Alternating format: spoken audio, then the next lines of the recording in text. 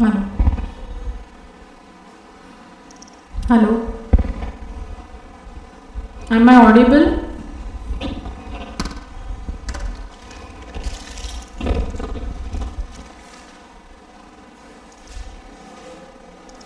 Hello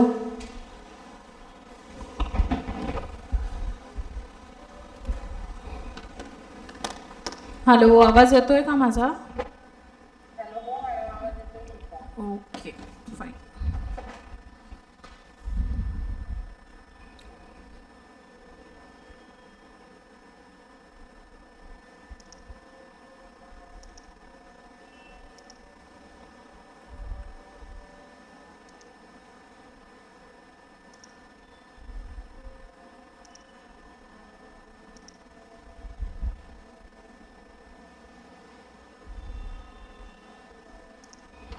okay so let's start. कल हमने start किया था विद स्पेशल कॉन्ट्रैक्ट्स, करेक्ट? पढ़ के आए हो, कुछ देख के आए हो, समझा है? अभी हमने कल स्टार्ट किया था कॉन्ट्रैक्ट ऑफ एजेंसी, जो हमने कंप्लीट नहीं किया था, करेक्ट? तो कॉन्ट्रैक्ट ऑफ एजेंसी में हमने क्या क्या देखा था, उसके एसेंशियल पॉइंट्स देखे थे. I think essential features of contract of agency, और उसके बाद क्रिएशन ऑफ एजेंसी, कैसे एजेंसी क्रिएट हो सकता है, एजेंसी एग्रीमेंट क्रिएट हो सकता है. ओके, आफ्टर दैट अभी हम करने वाले हैं सब एजेंट. तो ये जो एजेंसी का कॉन्ट्रैक्ट है, उसमें कुछ आपको डाउट है? Anything you don't understand? और ये एक्सेप्शंस हमने देखे थे ना, ये एक्सेप्शंस इसके लिए है.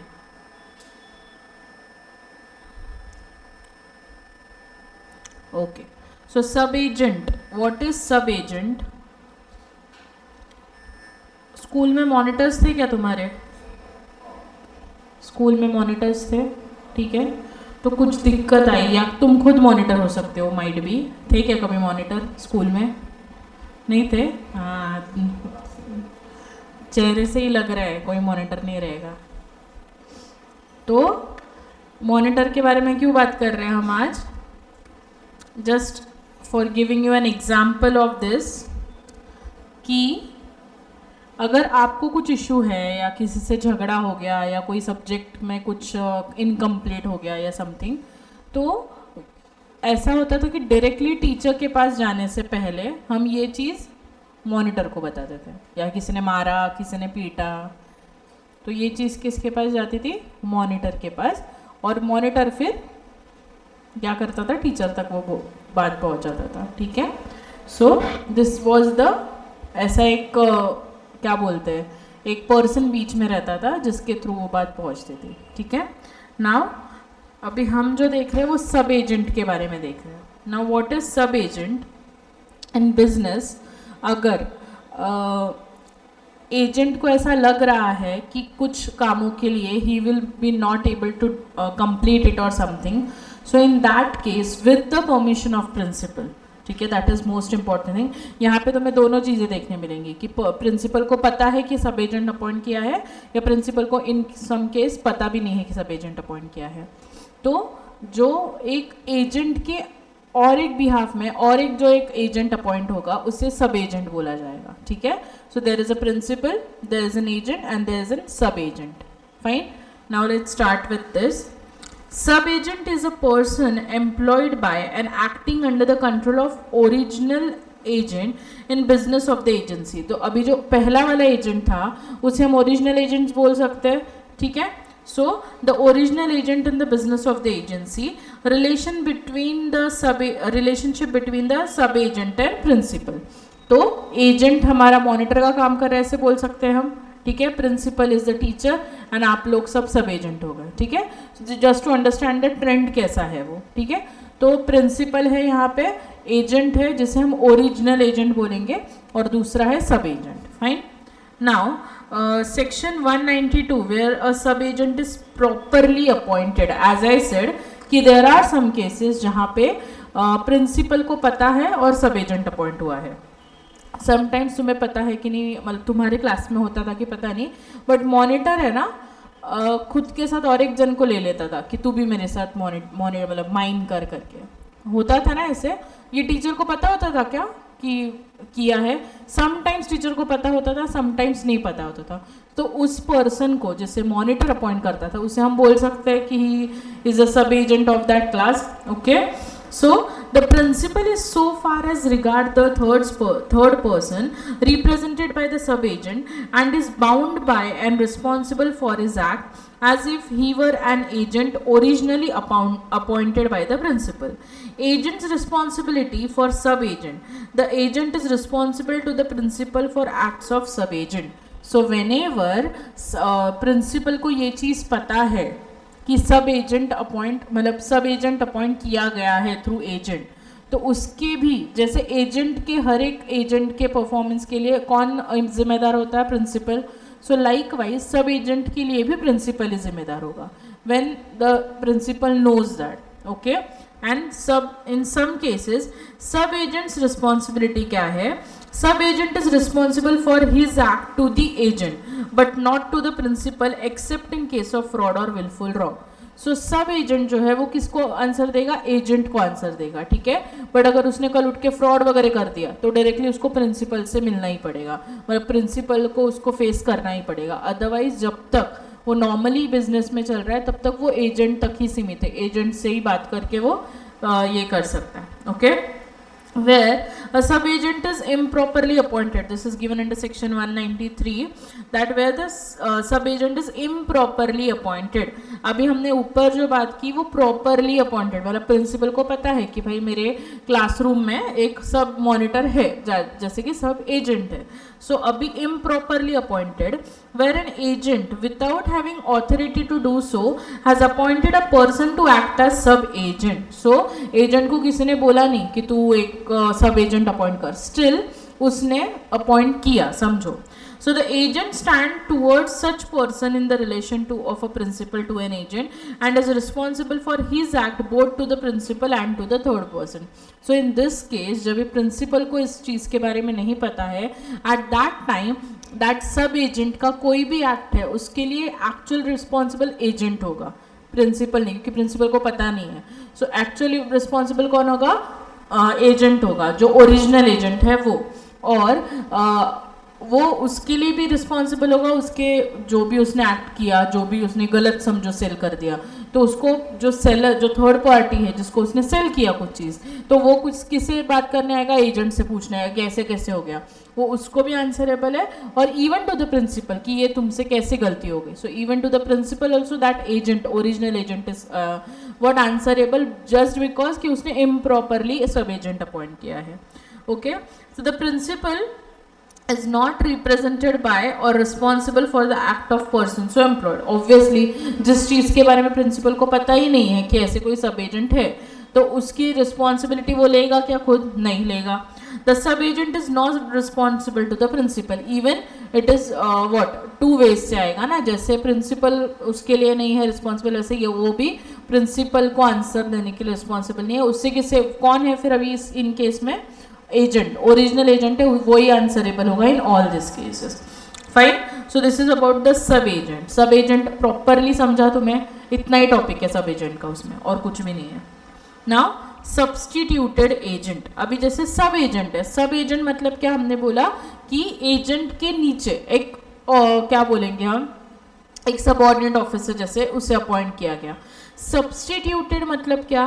एजेंट के जगह पे सब्सटीट्यूट किया गया। Fine, now in which cases? So section 194 where an agent holding an express or implied authority to name another person to act for the principal in the business of agency has named another person accordingly, such person is not a sub-agent but an agent of the principal for such part of the business of the agency as is entrusted to him। So what they want to say कि agent के जगह पे for some time कुछ express या implied कुछ चीज़ के लिए उन्होंने एक पर्सन को अपॉइंट किया, that person will be called as substituted agent. Okay, now with the example, A directs B his solicitor to sell his estate by auction and to employ an auctioneer for the purpose. B names C as auctioneer to conduct the sale. ठीक है, अभी ए ने B को बोला, अभी A जो है he is the principal directs B, so agent जो है वो बी है, उसका सॉलिसिटर है ये, to sell his estate by auction, ठीक है, and to employ an auctioneer for the purpose. अभी बी ने बोला कि भाई मेरे को तो ऑक्शन विक्शन का कुछ समझ में नहीं आता, तो मैं एक थर्ड पर्सन को अपॉइंट करता हूँ, सो उसने सी को अपॉइंट किया as a auctioneer to conduct the sale. C is not a sub agent, अभी सी कोई सब एजेंट नहीं है, उसने उसकी जगह पे किसी वो काम उसे नहीं जम रहा है तो उसने दूसरे को अपॉइंट किया, so the but is agent for the conduct of the sale, so directly C जो है वो ए का एजेंट बन जाएगा, which is also known as substituted agent. Fine, then A authorized B, a merchant in Calcutta, to recover the money due to A from C and company. B instructed D, a solicitor, to take legal proceeding against C. अभी again B ने यहाँ पे C को बोला कि तू बाबा action ले ले, ये पैसे नहीं दे रहे इसके लिए, so legal proceedings for the recovery of money. D is not the sub agent here, he is a substituted agent. So might भी तुम्हें ऐसा लग सकता है कि यहाँ पे भी थर्ड पर्सन है, सब्सटीट्यूटेड में भी, सब एजेंट में भी थर्ड पर्सन है, बट वो जो थर्ड पर्सन सब एजेंट में है वो क्यों, किसने अपॉइंट किया है, एजेंट ने अपॉइंट किया है, and in what, in substituted thing वो काम उससे नहीं हो पा रहा है, या फिर they are not into it, जैसे अभी ऑक्शन का काम हो गया, सो ऑक्शन उसे नहीं पॉसिबल हो रहा है तो उसने एक पर्सन को अपॉइंट किया, सो वो भी डायरेक्टली प्रिंसिपल को आंसरेबल है, substituted agent, because he will act as an agent only. Fine, understood? Now agent's duty in naming such person. Section 195, in selecting such agent for his principal, an agent is bound to exercise the same amount of discretion as a man of ordinary prudence would exercise in his own case, and if he does this, he is not responsible to the principal for act or negligence of the agent so selected. So, whenever agent जो है वो substitute ढूंढ रहा है या सब agent को appoint कर रहा है, इट इज़ लाइक कि अगर वो अपॉइंट कर रहा है तो वो प्रॉपर तरीके से करे, कोई भी ऐसे रास्ते से जाते थे हाँ चल तू मेरा एजेंट बन जा, it should not be the thing, so properly कि वो जो उसका काम है वो करने के लिए रेडी हो और वो कर पाए, वो दिमाग में रख के उसे क्या करना है, एजेंट को चॉइस मतलब अपॉइंट करना है basically. So what is the example for this, A instructs B a merchant to buy a ship for him, B employs a ship surveyor of good reputation to choose a ship for A. अभी A ने instruct क्या किया B को कि मुझे एक ship खरीदनी है तो तू दे, तो अभी B जो है वो he is not in not what he is not excel in that, so that's why he appointed, किसे अपॉइंट किया, B को नहीं, एक ए को अपॉइंट नहीं, नाम ही नहीं दिया, ओके हम सी ले लेते। सो बी एम्प्लॉय शिप सर्वेयर, जो प्रॉपरली गुड रेप्यूटेशन है, जिसको पता है कि कैसे शिप खरीदी जाती है, उसने उसे अपॉइंट किया, से हमारे एग्जांपल है हम सी ले लेते हैं। So the surveyor makes the choice negligently, अभी बी ने प्रॉपरली अपॉइंट किया था देख देख के कि ये प्रॉपरली कर सकेगा कि नहीं, शिप खरीद सकेगा कि नहीं, अभी वो जो सी अपॉइंट हुआ है उसने नेग्लिजेंटली, उसने कुछ गलती कर दी, in this case negligent ship turns out to be unseaworthy and lost, B is not but the survivor is responsible to A. So अगर एजेंट की कोई गलती नहीं है, एजेंट अगर प्रॉपरली अपॉइंट कर रहा है थर्ड पर्सन को, in that case he will not be responsible, but अगर एजेंट प्रॉपरली अपॉइंट नहीं, अगर उसने नहीं किया होता, वो गुड रेपुटेशन का सर नहीं होता शिप, उसको कुछ भी नहीं पता, उसने ऐसे ही किसी को बोल दिया, उसके भाई को बोल दिया चल मेरे लिए शिप खरीद के दे, in that case he that person will be the responsible person. But ये केस में क्या हुआ है कि उसने सब चेक वगैरह करके उसे अपॉइंट किया था, बट उसने गलती किया, सो इन दैट केस वो जो सी है that person is responsible for this thing. Okay, then next example भी सेम वैसा ही है, A consigns goods to B. So in this case, a merchant for sale, B in due course employ a auctioneer in good credit to sell the good of A. and allow the auctioneer to receive proceeds of the sale.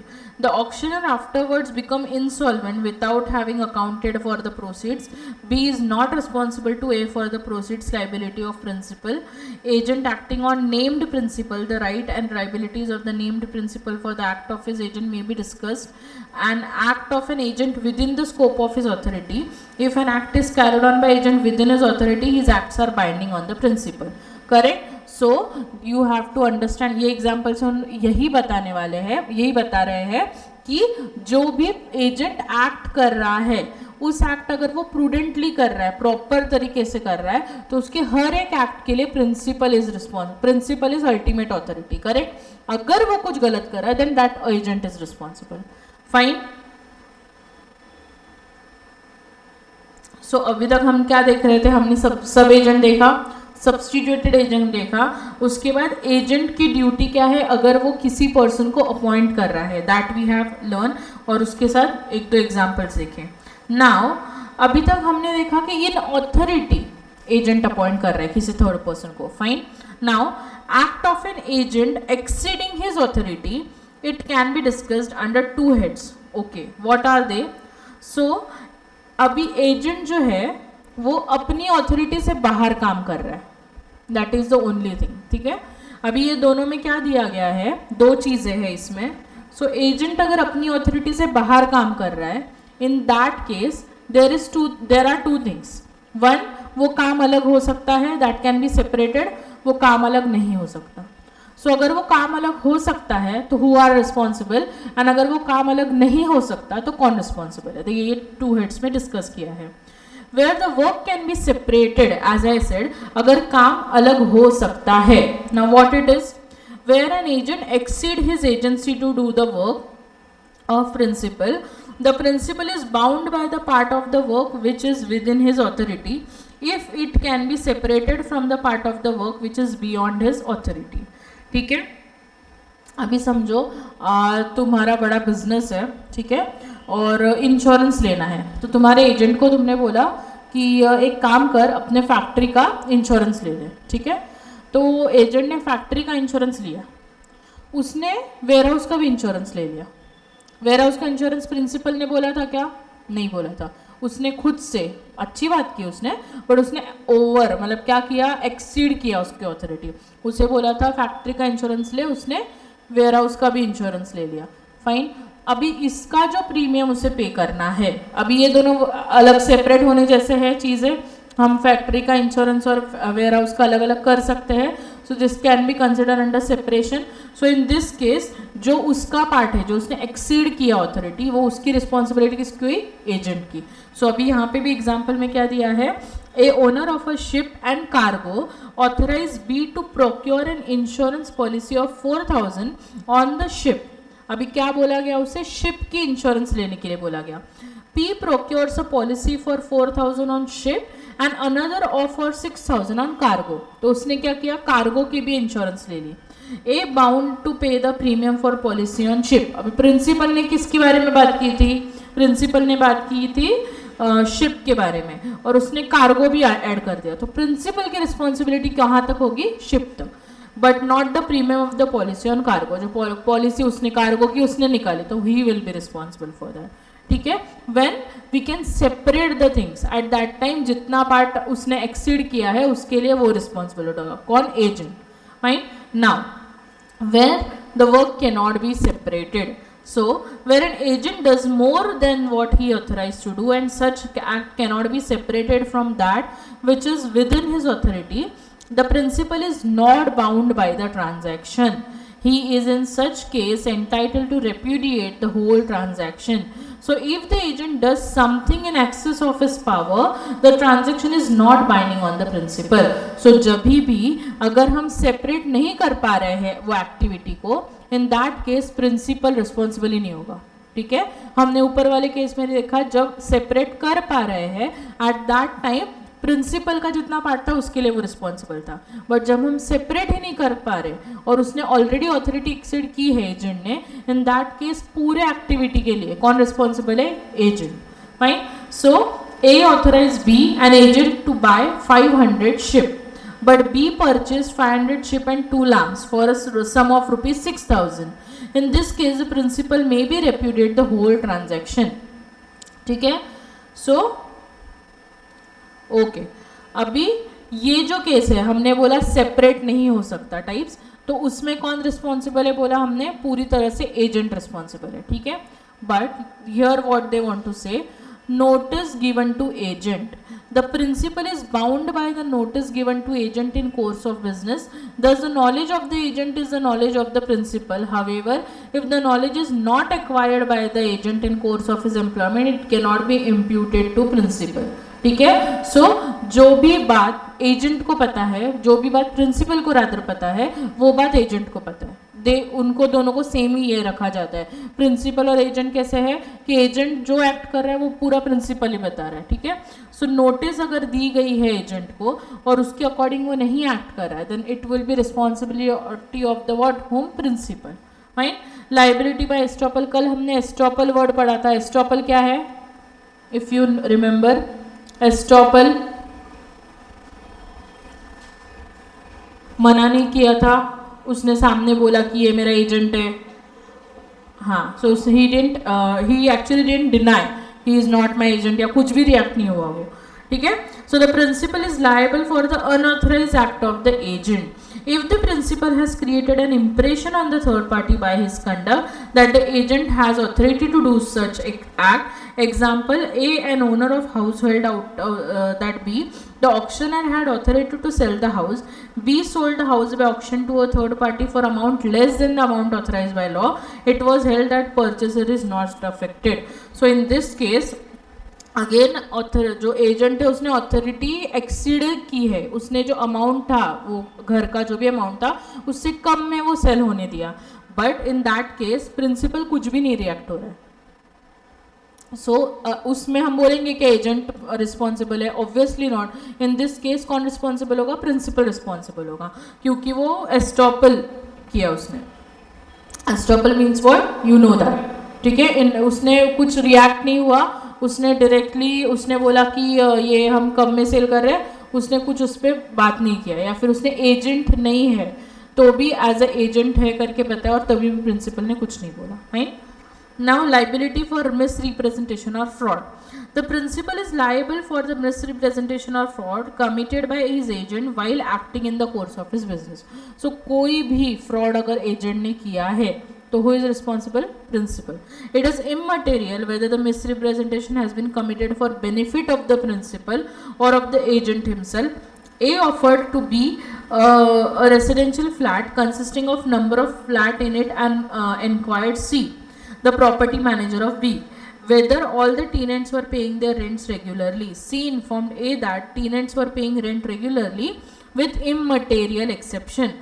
This statement turned out to be false. B was held liable for the fraud because his agent, who know the real fact, had made a false statement. So उसने fraud किया. In any case उसने fraud किया तो कौन responsible है? Principal. Fine. So these are the exception we can say. So अगर agent को notice गया है, अगर liability जो है मतलब estoppel है, in that case, and misrepresentation and fraud, in that case principal will be liable. Fine. Then okay, now agent acting for a unnamed principal. अभी एजेंट सब जगह अपना ये सेल वगैरह करने के लिए, गुड सेल करने के लिए, कुछ भी जो भी बिजनेस है उसके लिए जा रहा है, एग्रीमेंट कर रहा है, सब कर रहा है, बट वो प्रिंसिपल का नाम ना कभी डिस्क्लोज नहीं करता. ठीक है, वो प्रिंसिपल का नाम कहीं पे डिस्क्लोज नहीं कर रहा. Now in that case, when an agent's contract as an agent for a principal does not disclose his name, the principal is liable for the contract of the agent. अब principal का नाम disclose ना करने से principal बदलने वाला है क्या? नहीं, वो नाम नहीं डिस्क्लोज कर रहा, पर प्रिंसिपल तो है ना. So principal will be responsible for that thing, but the unnamed principal should be in existence. तो ऐसे कोई हाँ वो कहानी नहीं बनाना चाहिए, हाँ मेरा एक प्रिंसिपल है और वो प्रिंसिपल ही नहीं, ऐसे नहीं. इफ देर इज अ जो भी लिविंग पर्सन है जो उसका प्रिंसिपल है, अगर वो उसका नाम कहीं पे मेंशन नहीं कर रहा है, नहीं बता रहा है, still that person is liable. But अगर वो हवा में कुछ ऐसा प्रिटेंड कर रहा है कि I am the agent of a person और वो ए पर्सन दुनिया में है ही नहीं, then it is wrong. ठीक है? So what they want to say, but the unnamed principal should be in existence at the time of the contract and the act must be within the scope of agent's authority. Example of this: A appointed B as his agent to purchase some goods. B entered into an agreement with C for purchasing those goods.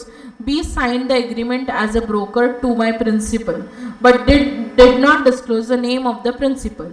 Here B is not personally liable because he contracted in the capacity of agent.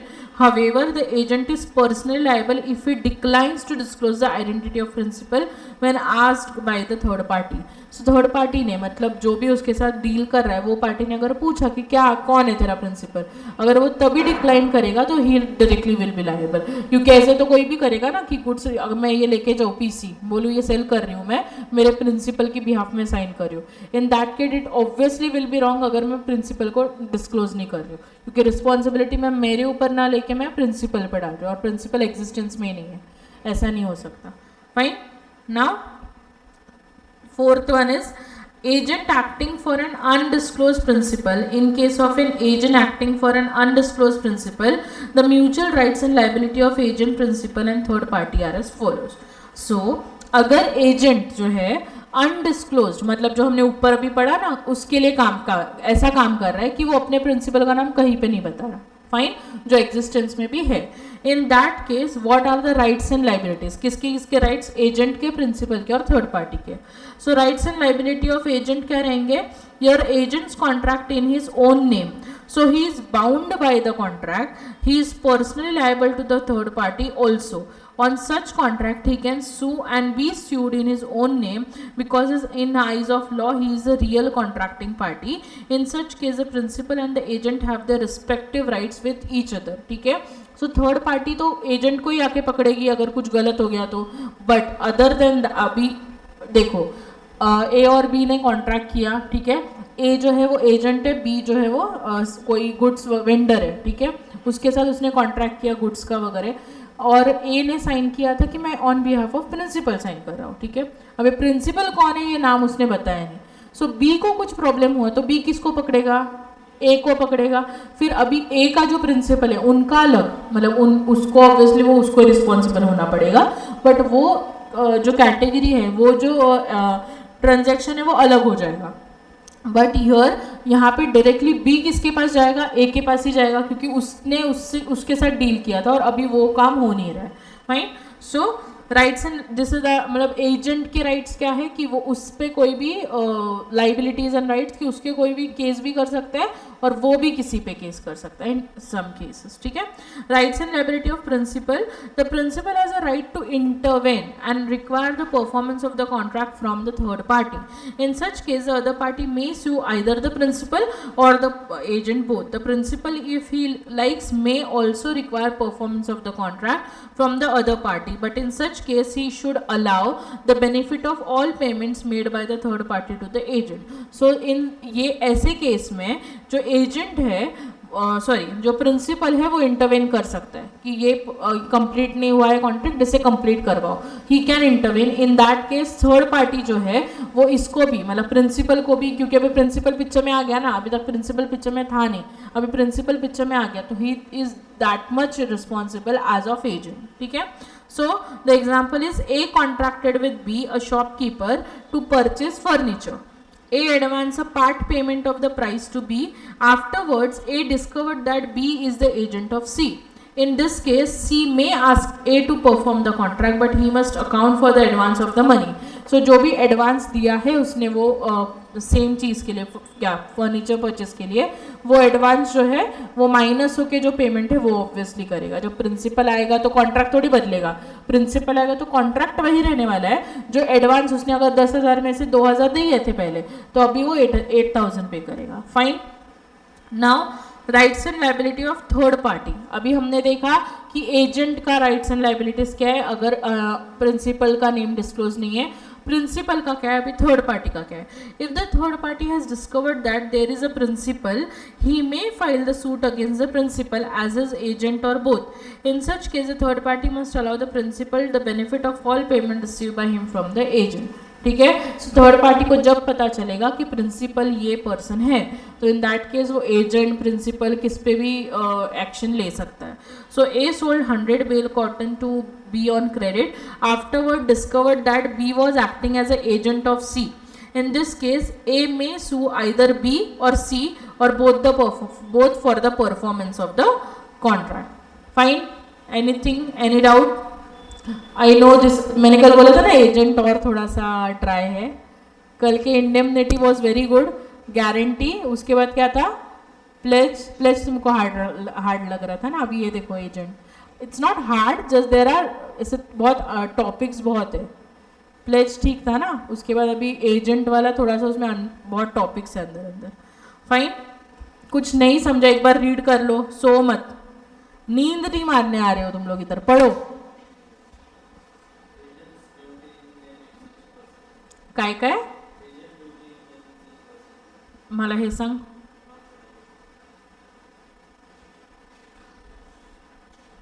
ह्या पेजवर का?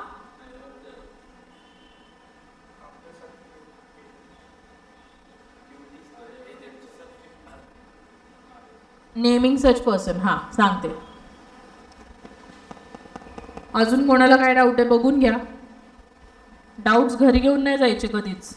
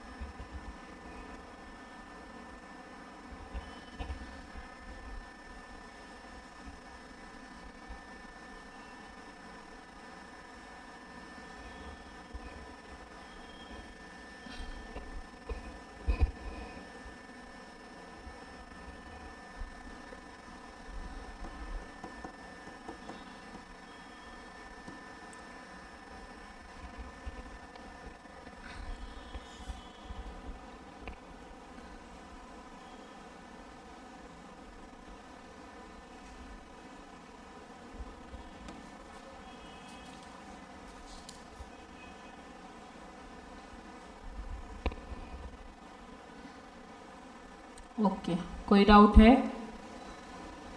That agent's duty in naming such person, तो doubt है ना। So what I want to say, sub agent and substituted agent, वो समझा? सब agent substituted agent क्या है?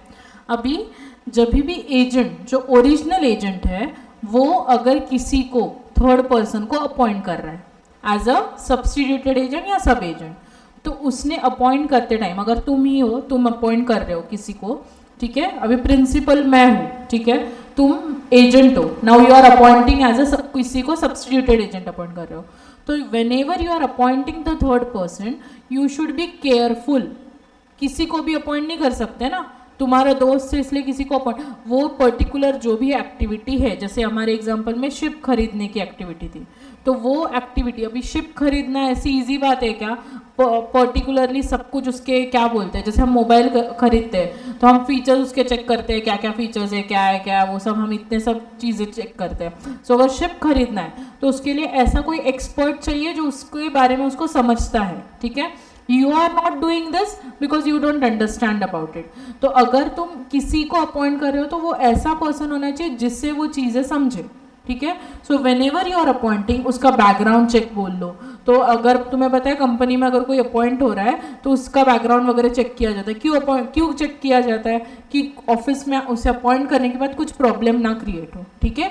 सेम वाइज यहाँ पे अगर तुम थर्ड पर्सन को अपॉइंट कर रहे हो तो उसे प्रॉपरली एक्चुअली सब चीज़ें पता है क्या, जितना तुमसे हो पाए उतना सब चेक करके फिर ही वेरीफाई करने के बाद ही उसे अपॉइंट करो। That is the thing. So agent duty in naming such person is what, उसकी ड्यूटी क्या है एजेंट की, वो प्रॉपरली चेक करके उसे वेरीफाई करने के बाद अपॉइंट करे. अभी हमारा जो एग्जाम्पल था, एजेंट ने प्रॉपरली वेरीफाई करके अपॉइंट किया था, बट गलती वो थर्ड पर्सन ने की, उसका नेग्लिजेंस था. तो in that case that person, third person is responsible. अगर तुम ही वेरीफाई करके प्रॉपरली अपॉइंट नहीं करते तो तुम रिस्पॉन्सिबल होते. Fine, understood. तुम्हाला काही डाऊट आहे? ओके. नाव कुठे होतो आपण? पर्सनल लायबिलिटी ना. हां, personal liability of agent. In the absence of okay, section 230 मध्ये दिलं आहे, in the absence of any contract to that effect, an agent cannot personally enforce contract entered into by him on behalf of his principal, nor he is personally bound by them. Okay, so in the absence of contract to that effect, an agent cannot personally enforce the contract. Agent है ना वो, he can't personally enforce the contract entered into by him or behalf of the principal, nor is personally bound by them. Now, presumption of the contract to the contrary, such contract shall be presumed to exist in following cases: when where the contract is made by agent for sale or purchase for goods for merchant resident abroad. ठीक है, so in any case agent जो है वो personally liable नहीं होगा. ठीक है, but वो कभी पर्सनली लायबल होगा अगर प्रिंसिपल है ना वो अब्रॉड वगैरह आउट ऑफ इंडिया में रह रहा है और कॉन्ट्रैक्ट जो है वो इधर इंडियन एजेंट के साथ किया है. इन दैट केस कोई अब्रॉड जाएगा क्या ढूंढने किसने फ्रॉड किया, इधर के एजेंट को ही पकड़ेगा. When agent does not disclose the name of his principal, that already we discussed, अगर प्रिंसिपल का नाम नहीं पता है तो एजेंट को ही पकड़ना पड़ेगा. Where the principal though disclosed cannot be sued, an agent is not personally liable for the contract entered into by him on behalf of his principal unless it is contrary to the contract to the contrary. Such contract is presumed in following circumstances. ठीक है, अभी हमने first दो cases देखे जहाँ पे principal abroad है, मतलब आउट ऑफ स्टेट है, आउट ऑफ कंट्री है. इन दैट केस एजेंट को पकड़ना, मतलब एजेंट को पकड़ेंगे मतलब he is responsible. The second case is name नहीं डिस्क्लोज किया, इन that case also he is responsible. अभी जब नाम भी डिस्क्लोज है, ठीक है, सो इन दैट केस अगर नाम भी डिस्क्लोज है, कोई अलग से ऐसे है भी नहीं, तो इन दैट केस कभी एजेंट रिस्पॉन्सिबल होगा. तो कॉन्ट्रैक्ट में एक्सप्रेसली दिया हुआ है, ठीक है, कॉन्ट्रैक्ट में एक्सप्रेसली मेंशन किया है वेदर कॉन्ट्रैक्ट एक्सप्रेसली प्रोवाइड्स कि you can sue either agent और principal. So in that case where agent act for foreign principal, ये अगेन रिपीट किया उन्होंने, फॉरेन प्रिंसिपल है उसके लिए एक्ट कर रहा है. Agent act on unnamed principal, principal can not be sued. कुछ भी रीज़न हो सकता है कि प्रिंसिपल पे हम केस नहीं कर सकते, तो तुम किसको पकड़ोगे, एजेंट को. Agent contracts in excess of his authority. Agent act for undisclosed principal. Trade usage or custom makes him personally liable. Agent act for non-existing principal. Agent receive or pay money by mistake or fraud. Agent sign the negotiable instrument in his own name. Negotiable instrument मतलब check वगैरह, ठीक है, हम उस पर chapter करने वाले हैं, पर चेक वगैरह बेसिक थिंग, तो उस पर उसने साइन कर दिया. ठीक है, pretended agent where the agent authority is coupled with interest. ठीक है, so in this cases agent personally liable होगा, that is the only thing. ठीक है, so उन्होंने क्या बोला कि सब केसेस में personally liable होता है कि एजेंट नहीं. तो ये सब जो केसेस है जब उसका प्रिंसिपल फॉरेन वाला है, जब उसने नेम डिस्क्लोज नहीं किया है, जब उसने अपने अथॉरिटी से एक्सेस में कुछ काम कर दिया, इन that case he is personally liable. Fine, okay.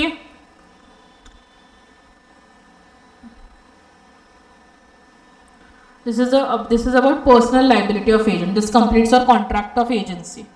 ठीक है, अभी एकदम अच्छे से शांति से, सिर्फ मैं ब्रेक नहीं दे रही हूँ, पूरा contract of agency start to end जो कल हमने पढ़ा था और आज, मुझे कुछ भी डाउट है अब भी क्लियर करो.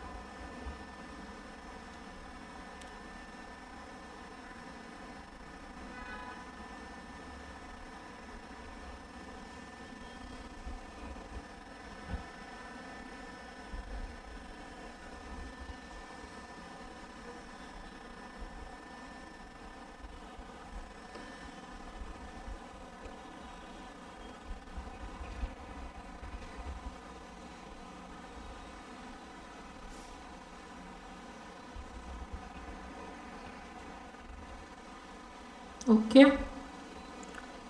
है क्या कुछ डाउट?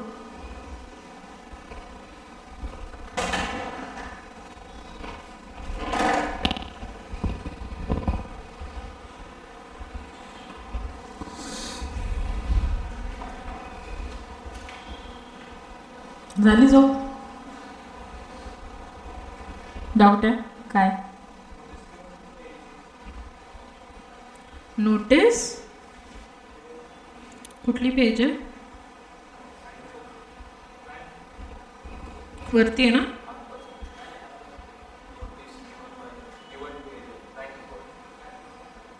सेक्शन काय 194?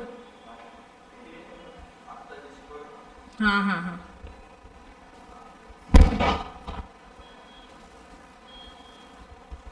ओके, अजून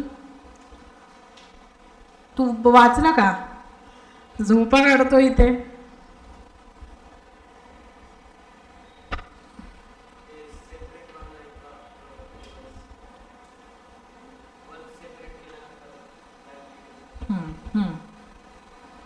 okay, anything else?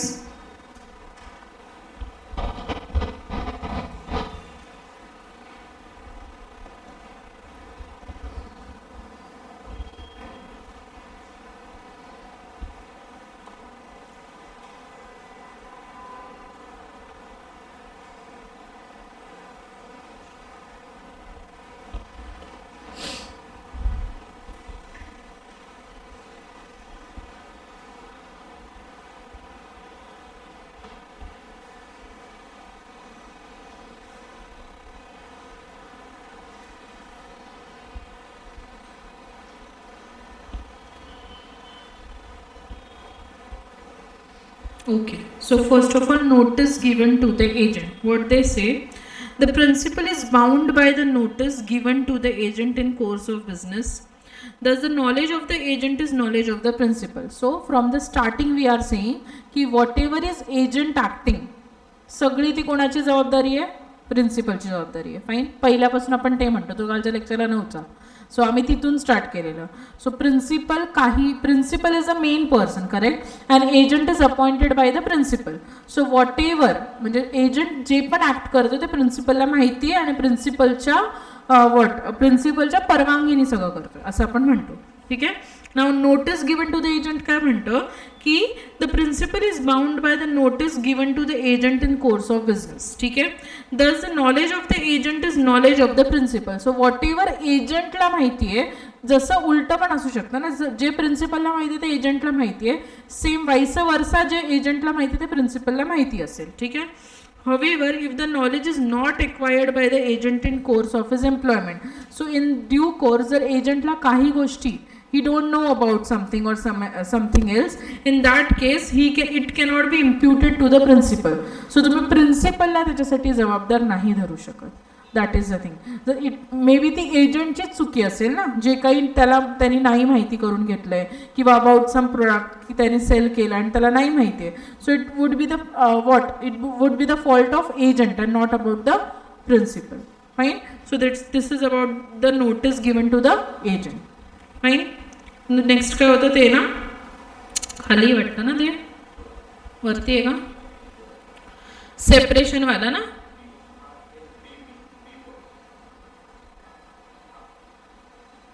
where the work cannot be separated. So what we want to say that जे आपण वरचं एक्झाम्पल होतं ते कसलं होतं, काहीतरी शिप आणि कार्गो, जे आपण कुठलं घेतलं एक्झाम्पल, फॅक्टरी आणि वेअरहाऊस. ठीक आहे. आता ह्याच्यामध्ये ते वर्क सेपरेट नाही होऊ शकत. जसं की इकडे खाली कुठेतरी एक्झाम्पल होतं, हे हाऊस हेल्ड एस्टॉपलमध्ये जे एक्झाम्पल दिलं गेलं आहे ना, आता ते सेपरेटेड म्हणजे त्यांनी काय केलं, सेल केलं घर. ठीक आहे. कमी प्राईजला सेल केलं. आता ऑथॉरिटी म्हणजे प्रिन्सिपलनी काय सांगितलेलं, समजा 10 लाखाला सेल कर, त्यांनी केलं कमी प्राईजला, त्यांनी त्याची ऑथॉरिटी एक्सीड केली, त्याला जेवढ्याला बोललं गेलेलं तेवढ्याला करायला पाहिजे होतं. इन दिस केस आता जो आता त्याचे कमी ह्याच्यात सेल झालं वॉट एव्हर, हा पूर्ण लॉस कोण बेअर करेल? एजंट. बिकॉज जेव्हा तुम्ही काम सेपरेट नाही करू शकत, जेव्हा असं काहीतरी काम आहे जेव्हा तुम्ही सेपरेट करू शकता तेव्हा जे प्रिन्सिपलचा पार्ट आहे तो प्रिन्सिपलकडे गेला आणि एजंटचा पार्ट एजंटकडे आला. पण जेव्हा काम सेपरेट नाही होऊ शकत, ठीक आहे, इन एनी केस समजा तुम्ही कोणाला सेल केली गोष्ट, काही प्रोडक्ट सेल केलं आणि त्याला त्याच्यामध्ये प्रॉब्लेम आला, ठीक आहे. आता एजंटनी सेल केलेलं, समजा प्रिन्सिपलनी एक काय म्हणतात एक क्वालिटी चेक करायला सांगितलेलं, त्या क्वालिटीचाच प्रोडक्ट त्याच्याकडे पाठवायला सांगितलेलं, पण एजंटनी ती क्वालिटी चेक नाही केली. आता क्वालिटी चेक करणं हे वेगवेगळं काम सेपरेट होऊ शकतं का? नाही होऊ शकत. सो क्वालिटी चेक करण्याची जबाबदारी एजंटची होती, एजंटनी नाही केली, त्यांनी ऑथॉरिटी त्याची एक्सेप्ट केली, त्यांनी जो हातात माल आला जो कमीला असेल तो त्यांनी घेतला आणि विकला. आता तो ज्याला प्रॉब्लेम झाला आहे तो ऑब्व्हियसली पकडेल कोणाला? प्रिन्सिपलला पकडेल. पण in this case because agent त्याच्या ऑथॉरिटी एक्सेड करून मागला आहे, so that agent is liable. Okay, when the work cannot be separated. Fine, understood? So एजन्सीवाला कंप्लीट करूया. इकडे स्पेशल कॉन्ट्रॅक्ट तुम्हाला सगळे माहिती पडलेत. इंडेमनिटी, अजून काय? हां, प्लेज आणि this agency. Fine, okay. So आता आपण ई कॉन्ट्रॅक्टकडे जातोय.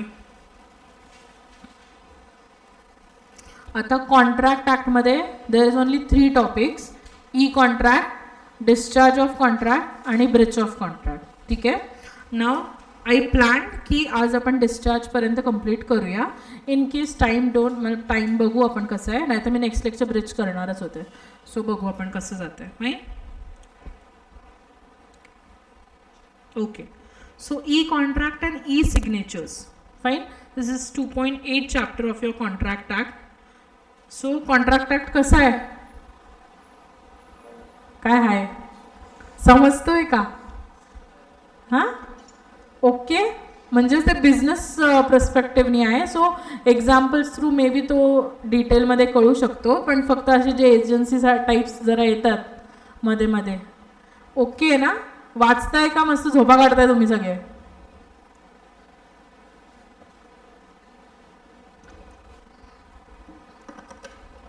एंड पर्यंत आलोय. काय किती अभ्यास झाला तुझा? तोंड वर करून सांगतोय मला केलं नाही. टेस्ट दिली? कुठली टेस्ट? सगळ्यांना ग्रुपमधनं बाहेर काढलं पाहिजे. मी ग्रुपमध्ये ॲक्च्युली टाकणारच नव्हती. जे लोक येतात त्यांनाच त्याचा फायदा झाला पाहिजे ना, जे अटेंड करतात. नाही नाही, जे आज अचानक आलेत त्यांना विचारते. त्यांना माहितीच नाही आहे टेस्ट टाकली आहे. ओके. सो आता आपण कॉन्ट्रॅक्ट ॲक्टच्या एंड पार्टपर्यंत आलो आहे. आता आपण ई कॉन्ट्रॅक्ट बघणार आहे, त्याच्यानंतर डिस्चार्ज ऑफ कॉन्ट्रॅक्ट म्हणून एक टॉपिक आहे, आणि last one is breach of contract. So I hope की you understand what is contract, मग वॉइडेबल, वॉइड, हे सगळ्या बेसिक थिंग्स तुम्हाला माहिती आहेत. Okay. So what is e contract? आता आपण कुठल्या जमान्यात मध्ये आहोत? We are in the year, हां, डिजिटल जमान्यात. परफेक्ट. सो 2025 मध्ये आपण आहोत. आता आपण जेव्हा कॉन्ट्रॅक्ट स्टार्ट केलेला तेव्हा आपण ओरल किंवा लेखी काहीतरी आपण एक लिहितोय आणि त्याच्यावर सिग्नेचर होते, हे सगळं आपण बघितलं. आता आपण डिजिटल जमान्यात आहोत. सो ई कॉन्ट्रॅक्टला तेवढीच वाव दिली गेली आहे. ठीक आहे. So e contract is acceptable everywhere. So what they want to say, आता ह्या चॅप्टरमध्ये you will get the reference of information technology act 2008. ठीक आहे. Because everything is not given under this act, but information technology ॲक्टचा reference देऊन तुम्हाला explain केले. So e-contracts are contracts that are not paper based and are electronic in nature. But obvious, e-contractचा अर्थ काय असतो? Electronic contract. कोणाला वेगळं सांगायची गरज आहे का? e-contract म्हणजे electronic contract. Okay. This contract are generally made for speedy entering into a contract for convenience of the parties. Now समजा एक पार्टी राहते पुण्यात, एक मुंबईला राहते, तरी पण त्याला 3.5 hours ट्रॅव्हल करून जावं लागेल कॉन्ट्रॅक्ट सही करायला, बरोबर? किंवा कुरिअरनी आलं तर कुरिअरचा तेवढा टाईम जाईल, तेवढा दिवस जातील.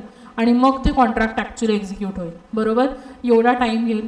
त्याच्या जागी जर ई कॉन्ट्रॅक्ट असेल तर विदिन अ मेल एक इकडून मेल सेंड केला, तिकडून बघितलं आणि फटाफट एका दिवसात ते काम होऊ शकतं. ठीक आहे. So they are the best made between parties who live in two different parts of the world and have to enter into an agreement. A digital signature is all they need to enter into a contract as a party, even though both the parties to the contract are sitting miles away from each other. So फक्त त्यांना digitally sign करायचं. तर signature म्हणून आहेच थोडा एक छोटा topic. सो digitally तुम्हाला सिग्नेचर करायचे, दॅट्स इट, आणि कॉन्ट्रॅक्ट कंप्लीट होईल. In this proliferating world, it is most convenient method to enter into a contract without being physically exhausted. So तुम्हाला कुठे जायची गरज नाही, तुम्हाला कुठे कुरिअर वगैरे करायची गरज नाही. ठीक आहे. तुम्ही फक्त मेल चेक करणार, मेल एकदा व्हेरीफाय करून घेणार, तुम्हाला कॉन्ट्रॅक्टमधले टर्म्स बरोबर वाटत का, and you will sign it digitally and approved it. Okay. So, Section 10A of the Information Technology Act 2008 states that validity of contract formed through electronic means, where आता हे हा टॉपिक कशाबद्दल आहे की जो इलेक्ट्रॉनिक कॉन्ट्रॅक्ट आहे त्याची validity काय. आता तुम्हाला माहिती आहे की पेपरवर जर मी साईन करते, it is valid contract, we know that. ठीक आहे. Signing is the performance of signing. ते काय असतं की एक माझा कॉन्ट्रॅक्ट काय होतोय, एक्झिक्यूट झाला आहे आता. Fine. That is the authentication of that. ठीक आहे. तसं ई कॉन्ट्रॅक्ट, वेन आपण जेव्हा ई कॉन्ट्रॅक्टबद्दल बोलतोय, so validity of contract perform through electronic means, where in contract formation the communication of proposal, the acceptance of proposal, the revocation of proposal and acceptance as the case may be are expressed in electronic form by means of an electronic record. Such contracts shall not be deemed to be unenforceable solely on the ground that such electronic form means was used for that purpose. So whenever you are acting through an electronic medium, ठीक है, so you are communicating your offer, you are communicating your acceptance through electronic medium. So in this case फक्त तो electronic means वापरला आहे, त्यामुळे हा contract invalid ठरत नाही, because it is usually and wholly accepted की there can be electronic contract. ठीक है. सो what they want to say, ये बताया गया है कि such contract shall not be deemed to be unenforceable. अनएन्फोर्सिएबल म्हणजे लागू नाही पडणार असं नाही होणार, सोली ऑन द ग्राउंड, फक्त ह्या ग्राउंडवर की हा इलेक्ट्रॉनिक फॉर्ममधला कॉन्ट्रॅक्ट आहे म्हणून तुम्ही त्याला रिजेक्ट नाही करू शकत. You can't reject that because it is a electronic contract. Okay. For any contract to be valid, signature. Okay. This part, हा जो पॅरेग्राफ आहे ना आपण एंडला घेऊया, तो सिग्नेचरवाला पार्ट आहे. आता तुम्हाला व्हॅलिडिटी ऑफ कॉन्ट्रॅक्ट कळलं काय की व्हॅलिड आहे कॉन्ट्रॅक्ट, तू फक्त त्या बेसिसवर तुम्ही रिजेक्ट नाही करू शकत की हा इलेक्ट्रॉनिक कॉन्ट्रॅक्ट आहे, तुम्हाला सही केलेला पाहिजे असं नाही होऊ शकत. फाईन. सो कॉन्ट्रॅक्ट, इलेक्ट्रॉनिक कॉन्ट्रॅक्टची काय गरज आहे, जर एकदम लांब लांब लोक राहत आहेत ते एका दिवसात कॉन्ट्रॅक्टमध्ये येऊ शकतात. ठीक आहे. That is the fastest way, only depend on the digital signature you have. So digital signature केलं की fine, done. Okay. Now this para is pending from my and. Next one is the parties to a e-contract. In e-contract there are two parties, one is originator and one is addressee. Okay. According to section 2 subsection ZA Information Technology Act 2008 is a person, originator kone is a person who sends, generates, stores or transmit any electronic message to be sent, generated, stored or transmitted to any other person and does not include an intermediary. In present context, the person who initiates the process of making any contract to send it to the other party. So, if I am the party to the contract and if I am sending it to someone else, I am the originator. ठीक है. If my PC is not working, माझा PC नाही चालत आहे, ठीक है, and I am telling to some, I am telling you, कुणाला मी सांगते की मला एक मेल करायचा, तर तू तो मेल जरा सेंड कर. ठीक आहे. त्यांनी मेल त्याच्याकडनं केला. ठीक आहे. पण ह्या केसमध्ये ओरिजिनेटर कोण राहणार, मी, तो माझा कॉन्ट्रॅक्ट आहे and he will be the intermediary. So intermediary ह्याच्यामध्ये येत नाही. ओरिजिनेटर जो असतो ज्याचा कॉन्ट्रॅक्ट असतो, ज्याच्या थ्रू तो सेंड होतो. Just because of some technical काही गोष्टीसाठी जर मी इंटरमिडियरीला सांगते, he will not become the originator. Originator मीच असणार. Fine. Now the addressee, according to section 2 subsection B of Information Technology Act, is a person who is intended by the originator to receive the electronic record but does not include any intermediary in the present contacts the party which receives the e-contract made by the other party. So I am the originator, ठीक आहे, आणि मी तो contract जो आहे तो send करते, म्हणजे माझं इंटेन्शन आहे तो कॉन्ट्रॅक्ट पोचावा पियुषपर्यंत. Fine. So he is the addressee. आता पियुषचा काही कारणामुळे त्याच्या ईमेलमध्ये त्याचा पी सीवर नाही चालत आहे आणि त्यांनी समजा काय नाव आहे तुझं, काय, ओके, सो काशीनाथला सांगितलं की तुझ्या पी सीवरनं ओपन कर आणि मला माझा मेल बघू दे. नाव त्याच्या पियुषच्या केसमध्ये Kashinath will be the intermediary, but main addressee कोण झाला, कारण की माझं इंटेन्शन कोणाला पोचवायचं होता, मेल तो पियुषला. Fine. So in both the cases originator ज्याच्याकडनं तो मेल सेंड होतो आणि जो ॲड्रेसही असतो ज्याच्या म्हणजे ओरिजिनेटरचं जे इंटेन्शन आहे की ज्याला तो मेल पोचावा तो ॲड्रेसही असतो. Fine. There are two parties. So no doubt in parties, originator addressee कोणी कळलं आणि इंटरमिडियरीज कोणी ते कळलं. Fine. Now types of e contract. So this are the types. This is very म्हणजे असं इझी गोईंग आहे, तुम्हाला हे एकदम असे फटाफट कळतील एक्झाम्पल्सनी आणि थोडे MCQसाठी पण it is important. Fine. 3 common kinds of electronic contracts are browse wrap, shrink wrap, click wrap. ठीक है. सो इंस्टाग्राम पे हो तुम लोग, इंस्टाग्राम यूज़ करते हो, अलग अलग वेबसाइट्स यूज़ करते हो, शॉपिंग वेबसाइट यूज़ करते हो, I don't know what all websites are using, but whenever you are using that website at that time एक कॉन्ट्रैक्ट हो जाए. कॉन्ट्रैक्ट मतलब एक एग्रीमेंट कर लेते हो तुम कि you are accepting all the terms and policy. जैसे तुम उस पर जो वो वेबसाइट यूज़ कर रहे हो at that time it is what, it is implied that you are accepting all the terms and conditions. Fine. ठीक है. देन दैट कॉन्ट्रैक्ट जो है, जो मैं अभी जो इस कॉन्ट्रैक्ट के बारे में बात कर रही हूँ, that is browse wrap agreement. ठीक है. So browse wrap agreement is intended to be binding on the contracting party by use of the website. Such contracts are usually used by website wherein the continued use of website by user is deemed to be acceptance of its revised terms of use and other policies. So if you are using Instagram from say last 5 years, last year terms and condition Instagram के change हो गए.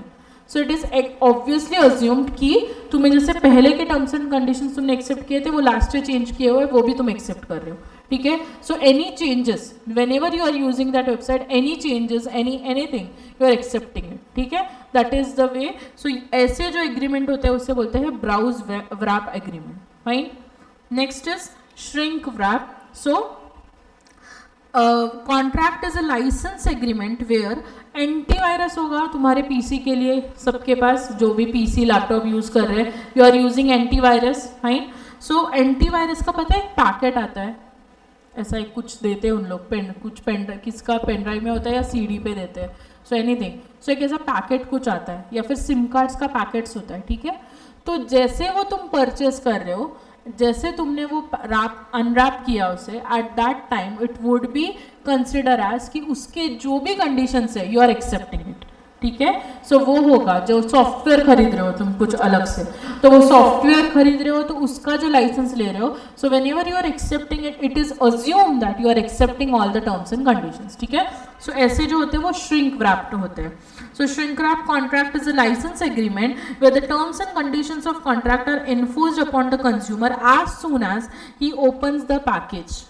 Such contract can generally observed in case of buying software product. The license agreement indemnifies the user for any copyright or intellectual property right violation of the manufacturer as soon as buyer opens the pack. So वो हर एक चीज़ के लिए liable होगा for IPR also, मतलब for intellectual property copyright rights. तो उस सब चीज़ के लिए दैट पर्सन इज लायबल जिसने वो सॉफ्टवेयर खरीद के उसे यूज़ करने के लिए चालू किया. है. Then next one is click wrap और click through agreement. What are they? So you know, तुम कोई भी वेबसाइट पे जाते हो, कुछ परचेस कर रहे हो, तो some website shows up accept terms and conditions और तुम बिना देखे उसे एक्सेप्ट करते हो, उसे क्लिक करते हो. That is click wrap. तो जो ये वेबसाइट्स है वो क्या करते हैं, तुमने अगर देखा श्रिंक रैप में जैसे तुम पैकेज खोलते हो तो वो बाइंडिंग हो जाता है तुम पे कि तुम्हें एक सब टर्म्स एंड कंडीशन एक्सेप्टेड है। क्लिक रैप में तुम्हें लिख के आता है कि टर्म्स एंड कंडीशंस क्या है। सो तुम्हें वो प्रोडक्ट यूज़ करने के पहले या वो कॉन्ट्रैक्ट में एंटर होने, वेबसाइट यूज़ करने के पहले तुम्हें एक डिस्क्लेमर दिया जाता है कि ये वेबसाइट के ये टर्म्स एंड कंडीशंस है। You clicked it so you accepted. So ये पहले ही बताया जाता है क्लिक रैप में, ठीक है। सो क्लिक रैप और click through agreement require the user to manifest his consent और assent to the terms and condition governing the licensed usage of software by clicking OK or I agree button on the dialog box. A user may choose a disagree or reject the terms by clicking cancel or closing the window. Such a user will not be able to buy or use service upon rejection. Obviously, if you are not accepting the terms and condition, you can't buy. One regularly comes across such type of contract during online transaction while downloading software or creating email account. Unlike the shrink wrap agreement where the terms of agreement are hidden inside the box, in case of click wrap agreement all the terms and conditions are accessible prior to the acceptance either in same window or through hyperlink, ठीक है। सो वो इस click rap में पहले ही conditions बताए जाते हैं कि ये कंडीशंस है, और श्रिंक रैप में वो पैकेट के अंदर जो भी लिखा होगा जो तुम पढ़ते नहीं हो बट तुम एक्सेप्ट कर चुके, उसका मतलब ये होता है, ठीक है। So this are 3 types of what E contract. कौन से है? हाँ, ओके, अंडरस्टूड। कोई डाउट किसी में? सब समझिए तो पक्का समझेगा ना। Fine. Now validity of E contract. So along with the traditional agreement, जो इंडियन कॉन्ट्रैक्ट में बोला गया है कि ट्रेडिशनल एग्रीमेंट कैसे होगा, has also accorded recognition to oral provided they are made by free consent. उसमें फ्री कंसेंट होना चाहिए, कॉम्पिटेंट कॉन्ट्रैक्ट मतलब जो कैपेसिटी टू कॉन्ट्रैक्ट होना चाहिए, लॉफुल कंसिडरेशन होना चाहिए, लॉफुल ऑब्जेक्ट होना चाहिए, and are not expressly declared to be void. Expressly declared to be void मतलब जैसे हमने कुछ 4-5 एग्जाम्पल्स देखे थे, वहाँ पे हमने देखा एक 4-5 नहीं पूरी लिस्ट थी वो, तो उसमें देखा था कि ये एग्जाम्पल एक्सप्रेसली वॉइड है। उसमें से एक आधा एग्जाम्पल किसी को याद है? रिस्ट्रेन ऑफ मैरिज, शादी नहीं कर सकता पूरी जिंदगी तू, ऐसा बोला तो चलेगा, इट इज वॉइड। भूल गए ना तुम लोग? मस्त। और मेरे को सबका कॉन्ट्रैक्ट आता है, वो एटलीस्ट वो पर्सन एटलीस्ट सच बोल रहा है कि मैंने पढ़ा नहीं है। तुम किसी पे कभी केस नहीं कर सकते, नव्हतं गेलं आयुष शिट, म्हणजे काय बोलायचं आता? अच्छा, एक्झाम्पल सांगतोय असं जरा डिस्क्लेमर दे मला। लेक्चर अटेंड नव्हतं केलं, अरे आपले मी त्याच्यात लिस्ट बोलते रे, ती लिस्ट होती ना पूर्ण वॉइड, जे एक्सप्रेसली वॉइड एग्रीमेंट आहे। ओके, घरी जाऊन वाचा, आता मी तुमचं काय करू आता मी, ठीक आहे। So not declared expressly void म्हणजे ते असे जे एग्रीमेंट्स आहेत त्याच्या पहिल्यापासून वॉइड ठरले गेलेत, ठीक आहे। जो आपण म्हटलं की कोणाला सांगितलं की तू पूर्ण आयुष्यभर लग्नच नाही करू शकत, so this agreement is obviously void. तू कोणावर कधी केस नाही करू शकत, this is agreement is obviously void, so that is not expressly declared void. Thus, nothing in Indian Contract Act prohibits the enforceability of electronic agreement if such agreement possess all the essentials of valid contract.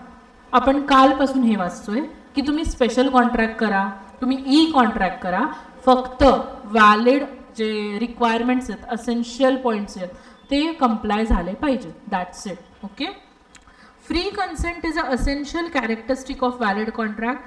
Generally, there is no scope for negotiation on e-contract, and it is usually take it or leave it. Okay?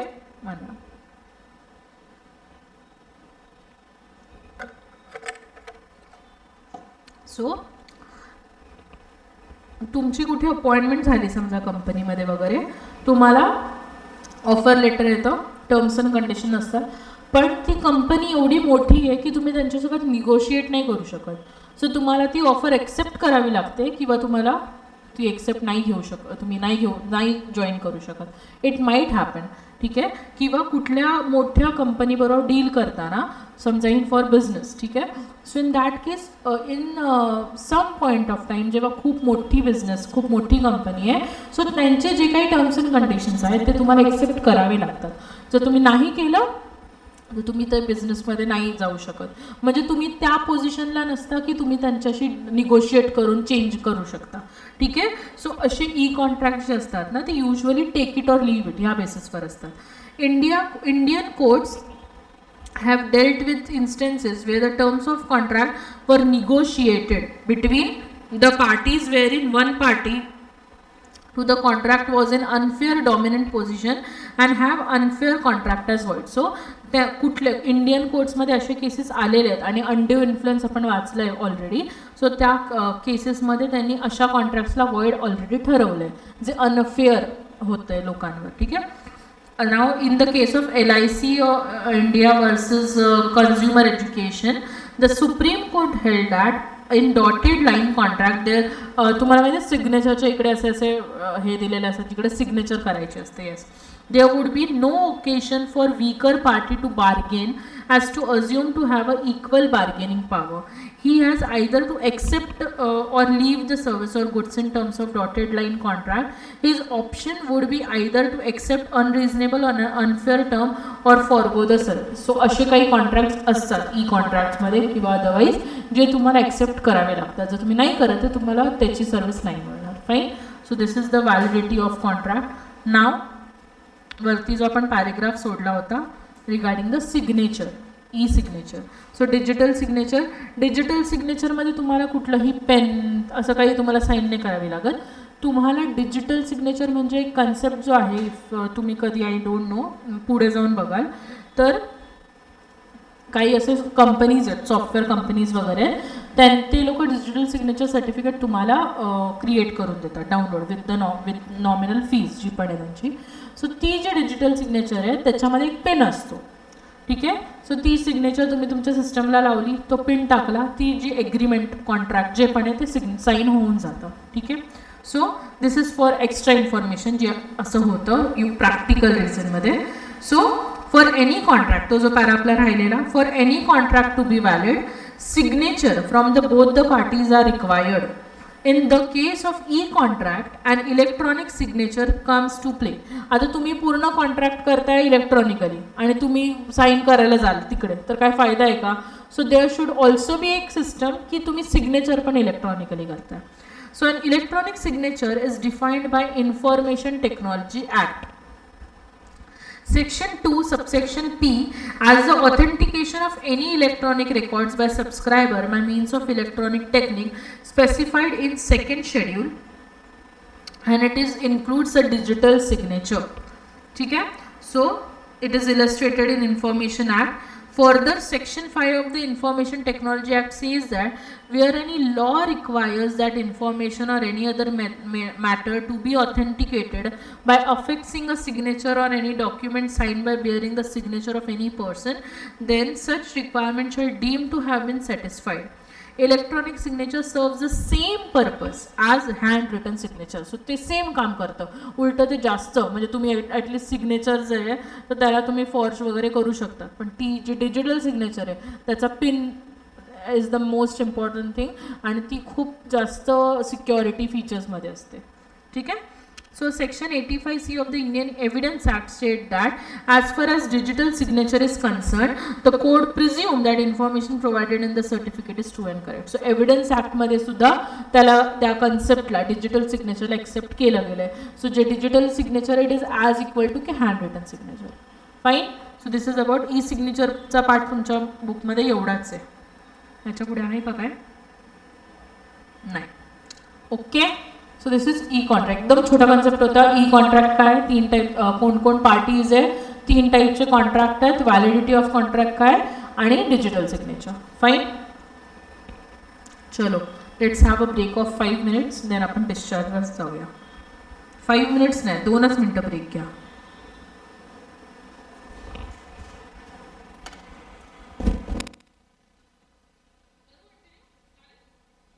अरे वा, मला चालेल.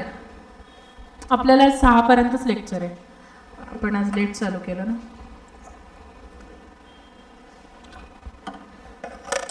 Okay, no break. So discharge of contract. Okay, आता हा second last topic आहे Indian contract ॲक्टचा, आणि ह्याच्यानंतर ब्रीच ऑफ कॉन्ट्रॅक्ट आहे.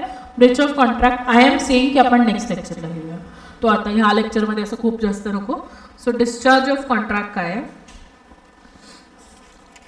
आता डिस्चार्ज म्हणजे काय, काय तुम्हाला वाटतं डिस्चार्ज या नावाने, वर्डनी?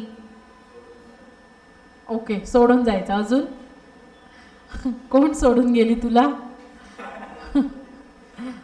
अजून एनी वर्ड? ओके, ठीक आहे. तेवढे वर्ड्स तुम्हाला येतात डिस्चार्ज म्हणताना. तो discharge of contract is what? Yes, you are correct that whenever you are completing the contract, ठीक है. So if you are completing with the all, you are completing all the conditions, terms, whatever you have decided, ठीक है. सो जर आपण एकदम starting पहिल्या लेक्चरमध्ये आपण टी शर्ट वगैरेचं काहीतरी एक्झाम्पल दिलेलं. सो टी शर्ट सेल केला, तुम्ही पैसे घेतले, हा झाला डिस्चार्ज. पूर्ण कंप्लीट झाला, कॉन्ट्रॅक्ट संपला, ठीक आहे. आता ह्याच्यामध्ये काही मोड्स आहेत. डिस्चार्ज 2-3 खूप सारे टाईप्सचे. किती टाईप्सचे डिस्चार्ज आहेत इकडे? 6 टाईप्सचे आहेत. आय थिंक 6 टाईप्सचे डिस्चार्ज आहेत, ठीक आहे.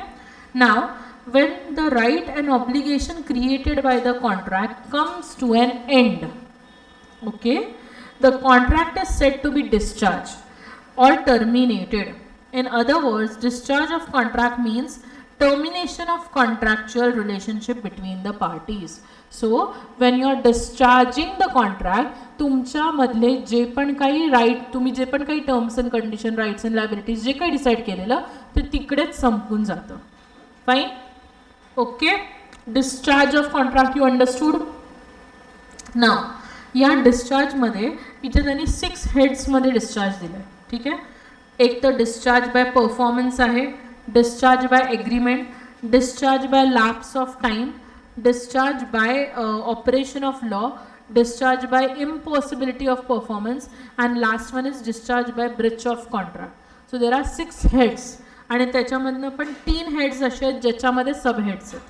Fine, okay. So it is very easy, you just have to listen properly and understood. बाकी ह्याच्यामध्ये असं काही असं ते खूप जास्त काही असं हे नाही आहे. Fine. Now discharge by performance. Discharge by performance includes when your actual performances come to an end. जसं आपण पहिलं एक्झाम्पल घेतलं, टी शर्टचं आपली एग्रीमेंट झालेली, you have sell that T shirt, you have taken the money and the contract is close now. Fine. So performances is the usual mode of discharge of contract is performance may be actual performance or attempted performance. So whenever we are discussing discharge by performance, performance म्हणजे काय की तुमचा जो पण कॉन्ट्रॅक्टमध्ये ठरलेली गोष्ट आहे, जी पण यू हॅव डिसाइडेड, ते तुमचं कम्प्लिशनला येतं आहे. Fine. So there may be actual performance और अटेम्प्टेड परफॉर्मन्स. कसं? सो actual performance is the fulfillment of the obligation arising from the contract by parties to it in accordance with the terms of contract. So आपने हर एक term को complete किया है, हर एक contract की जो भी टर्म्स डिसाइड हुए थे वो सब कुछ कंप्लीट होने के बाद, सब कुछ काय म्हणतात त्याला, गिव अँड टेक होने के बाद you have completed your what contract. So that is through actual performance. Now, offer of performance is also known as attempted or tender of performance. A valid tender of performance is equivalent to performance. So, attempted performances, like if T-shirt वाला जो example था, तो यश T shirt लेके गया, मेरे को याद नहीं अभी किसने बेचा किसने क्या. सो यश टी शर्ट लेके गया प्रणव के पास कि ये ले, तूने हमारा जो कॉन्ट्रैक्ट हुआ था. प्रणव ने बोला नहीं, मुझे नहीं चाहिए टी शर्ट, ये कॉन्ट्रैक्ट मुझे नहीं करना. तो यश ने अटेम्प्ट तो किया था कंप्लीट करने का, बट वो हुआ नहीं क्योंकि उसने मना कर दिया. So this is what attempted. Okay, so this is attempted. अगर वो कंप्लीट हो जाता तो वो एक्चुअल परफॉर्मेंस होता. बिकॉज इट इज अटेम्प्ट हुआ तो वो अटेम्प्टेड परफॉर्मेंस आ गया. Fine. So this is only two heads under discharge by performance, actual and attempted. ठीक है. Then discharge by agreement. This is the parties may agree to terminate the existence of the contract in any following way. So by agreement, तुमने by agreement कुछ ऐसी चीज decide की जो इस list में दी गई है जिस वजह से वो कॉन्ट्रैक्ट कंप्लीट टर्मिनेट या खत्म हो गया, डिस्चार्ज हो गया. Fine. So what are they? Novation, alteration, rescission, remission and waiver. Okay. So कल हमने नोवेशन के बारे में पढ़ा था. कोई तो प्लेज में आई थी, प्लेज में पढ़ा था, मुझे याद है नोवेशन के बारे में. सो नोवेशन क्या है? Substitution of new contract. ठीक है, कि टर्म्स एंड कंडीशन, श्योरिटी को पता नहीं और टर्म्स और कंडीशंस पूरी तरह से चेंज कर दिए कॉन्ट्रैक्ट में, वो हमने नोवेशन वर्ड उधर पढ़ा था. सो नोवेशन इज कि एग्रीमेंट के टर्म्स पूरी तरह चेंज हो गए. ठीक है. So substitution of a new contract in place of existing contract is known as novation of contract. It discharges the original contract because तुमने पूरा कॉन्ट्रैक्ट को सब्सटीट्यूट कर दिया नए कॉन्ट्रैक्ट से. जो ओरिजिनल कॉन्ट्रैक्ट है वो क्या हो जाएगा? डिस्चार्ज हो जाएगा. But obvious. So the new contract may be between the same parties और बिटवीन द डिफरेंट पार्टीज. अभी जो नया कॉन्ट्रैक्ट है we don't know, it may be between the same parties और between the different parties. We don't know anything about new contract. But जो original contract था वो discharge हो गया. Okay. So novation can take place only with the consent of all the parties. So novation कब हो सकता है? जब सब जो भी कॉन्ट्रैक्ट के पार्टीज है वो एग्री कर रहे हैं, इन दैट केस ओनली. सो इन अगर हम हमारे एग्जाम्पल में देखें, यश ने बोला कि मैं टी शर्ट नहीं दे सकता तो मैं पीयूष को बोलता हूँ तू टी शर्ट दे दे. अभी ये केस में पूरे एग्रीमेंट चेंज होगी. मे बी पीयूष बोलेगा मैं 10 रुपये नहीं, मेरे को एटलीस्ट 10,000 रुपये चाहिए. तो in that case terms change हो गए, पार्टीज चेंज हो गए, तो जो ओरिजिनल कॉन्ट्रैक्ट था वो क्या हो गया? डिस्चार्ज हो गया. Fine. So this is about novation. So by agreement, so by agreement में novation is one thing. Next is alteration. Alteration means change in one or more of the terms of the contract. In case of novation, there may be change of parties.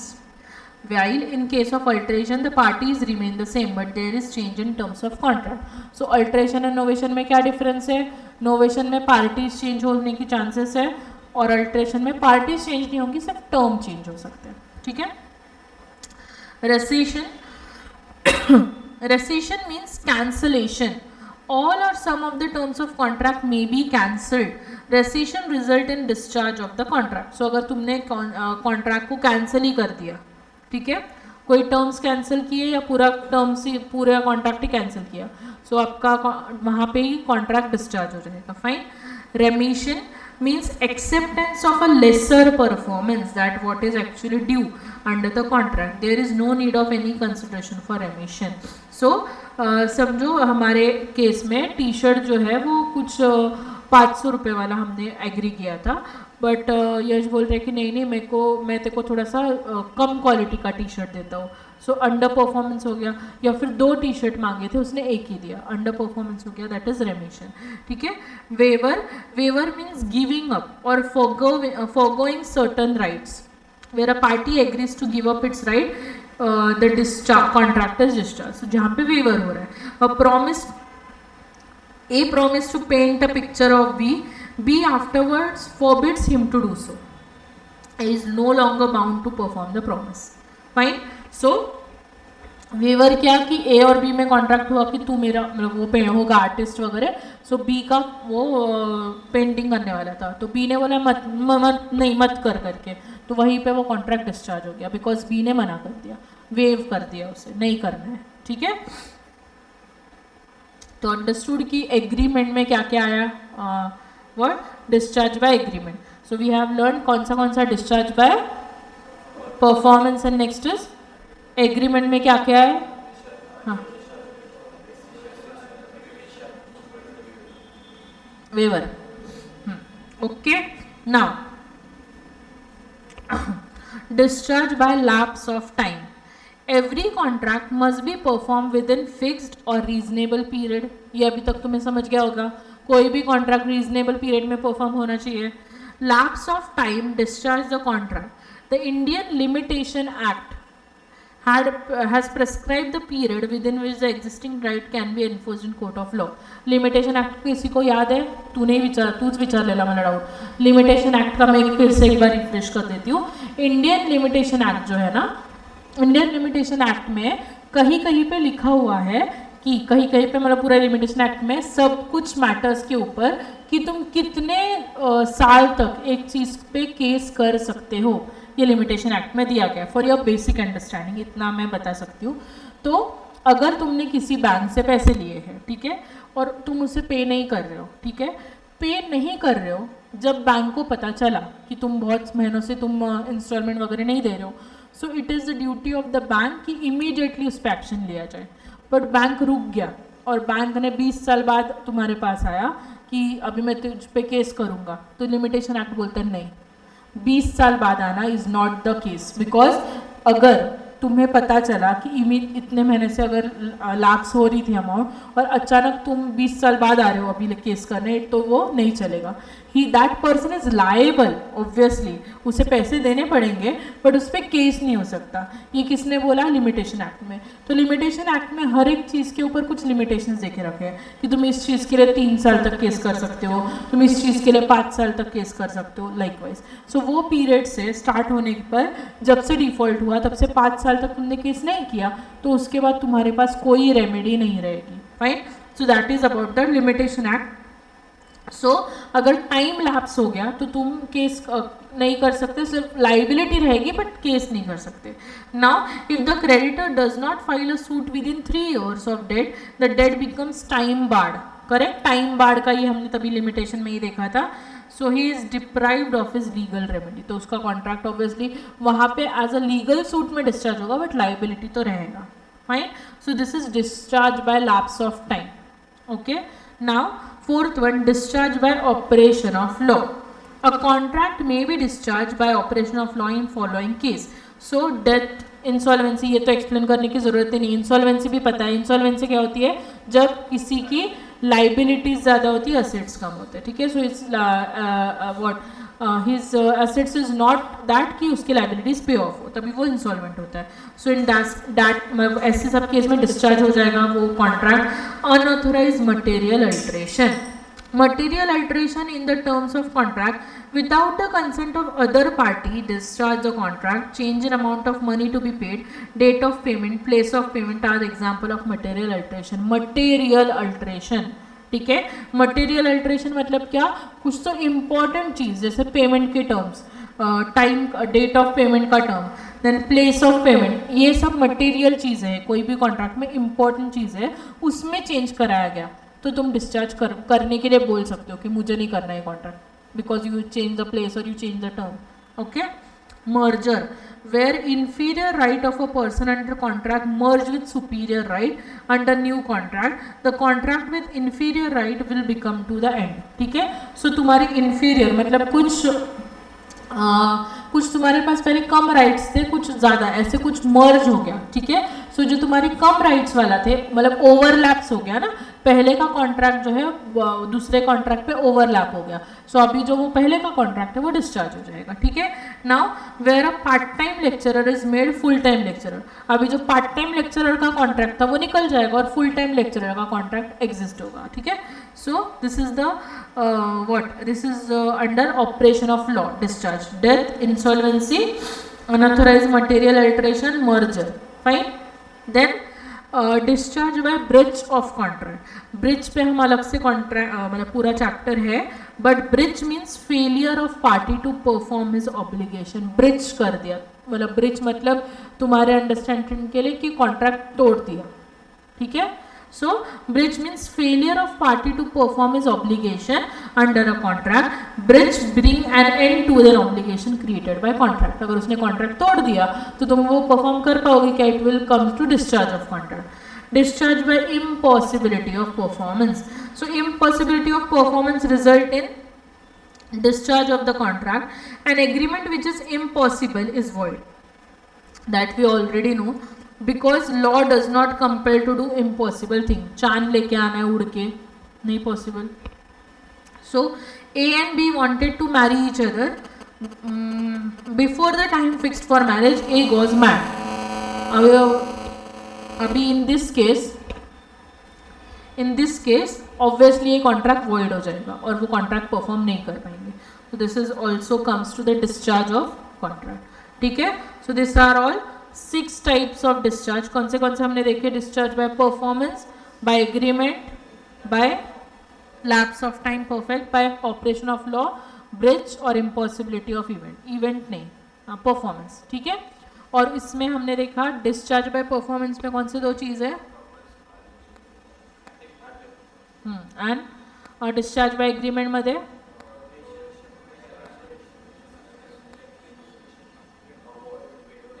Waiver. हां, एकच word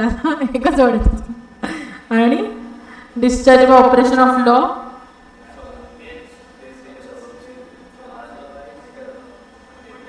material alteration. हां, unauthorized material alteration आणि perfect. ठीक है. Okay. सो bridge को हम next lecture में लेंगे. मीनवाइल क्या करें? We have time. काय इथे बोलायचं, इथे ऑथॉरिटी आहे.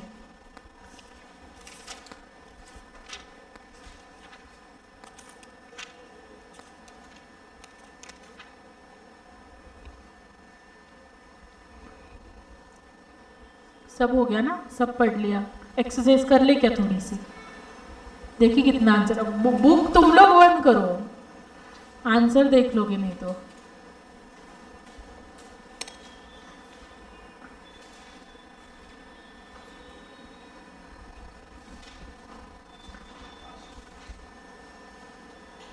तुम्ही नका बुक उघडू, नाही तर फक्त क्वेश्चनवाला बुक उघडा, पेज उघडा.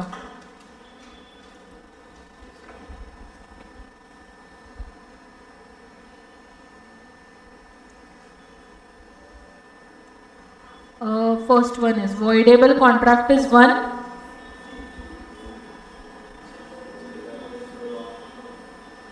ABCD बोला तो भी ठीक है. ओके. अभी ना मुझे एक जन आंसर दो, मैं बोलूँगी नाम. मुझे सबके नाम पता है, इनके भी नाम दिख रहे हैं online. Please I want answers from you. Answer देख के मत देना बस.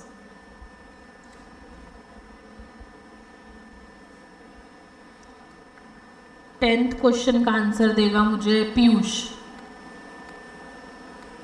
अ contract which is vitiated by undue influence is declared as which one of the following by Indian contract act. बघितलं नाही ना? बरोबर. वॉइडेबल बरोबर. अनड्यू बरोबर आहे ना? तो बरोबर बोलला ना?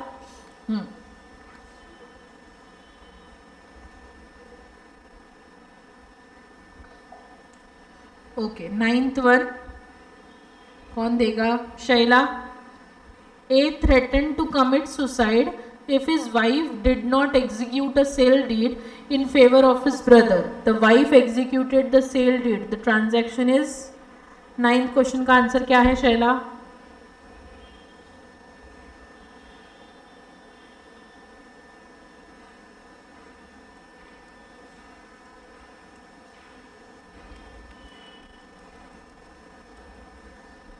हेलो.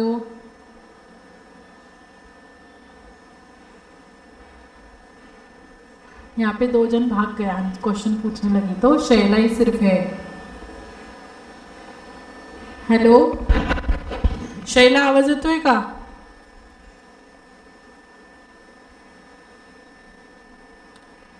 तुम लोग बताओ. कोई तुम लोग नहीं, मैं बताती हूँ. काशीनाथ प्लीज. 9th question.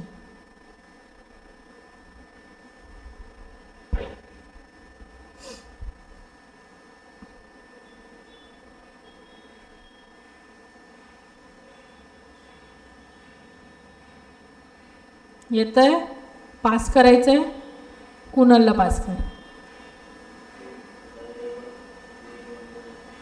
हां हां नाही. सी क्वेश्चन काय आहे? A threaten to commit suicide if his wife did not execute a sale deed. हे अनड्यू इन्फ्लुएन्समध्ये येईल का? अनड्यू इन्फ्लुएन्स म्हणजे आपण डॉमिनेट पर्सनबद्दल बोलतो. सो काय असेल correct answer? Coercion, voidable due to coercion झालं ना, सुसाईड करायला बोलतोय तो, खून करायला सांगितलं, सुसाईड. IPCचे जे काही गोष्टी आहेत ते सगळे कोअर्शनमध्ये येतात. फाईन, कळलं का अभ्यासाची गरज आहे ते? सगळं येतं ना आपल्याला. देन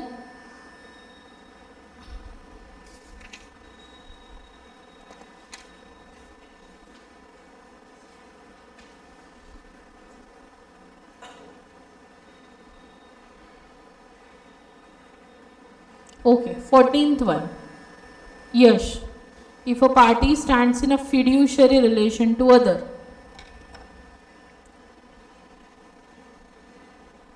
प्रणवला येत आहे का?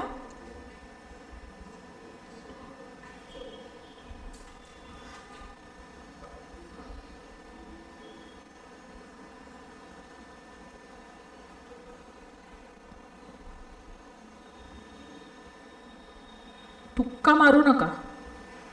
काय बोलला? तुक्का लागलाय तसा. तुक्का मारला ना? खरं सांग, का मागे जाऊन चेक करून आला?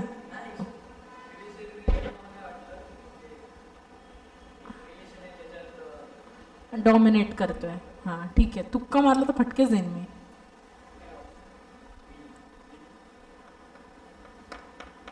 आता कोण? प्रणव राहिला ना?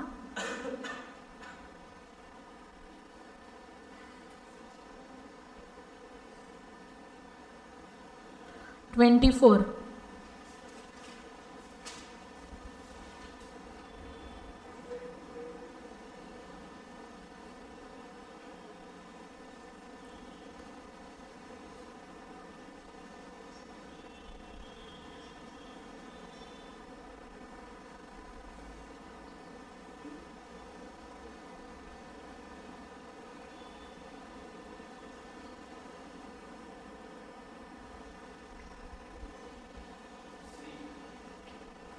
तुक्का मारला? ठीक है. अभी जिसको आ रहा है सिर्फ हाथ मत रेस करो, चिल्लाओ मत, सिर्फ सब एक ही आंसर मत दो. 10th हो गया ना? 10th हो गया क्या? हाँ. 7th.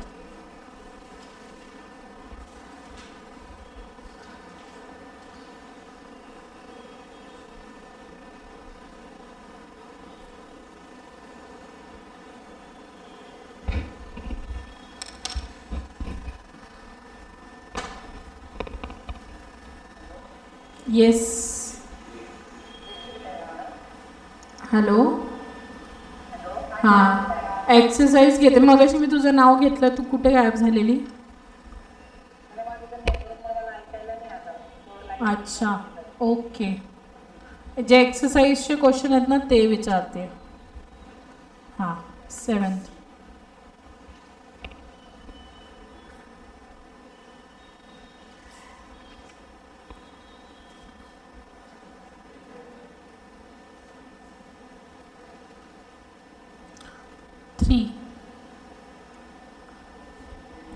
Third one.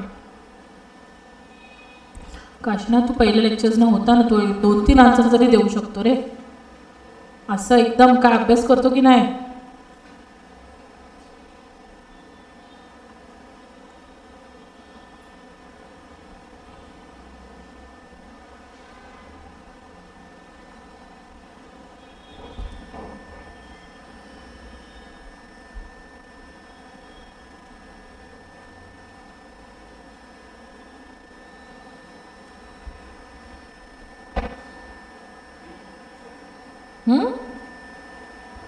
Third one. काय आन्सर आहे? डी.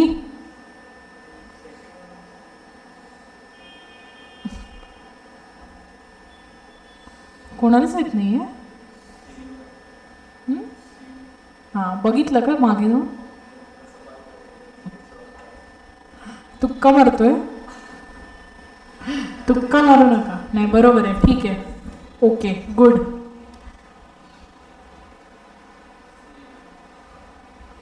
हां हां, कुठलं सेकंड म्हणवतं? सेकंडवाला सांग रे. Second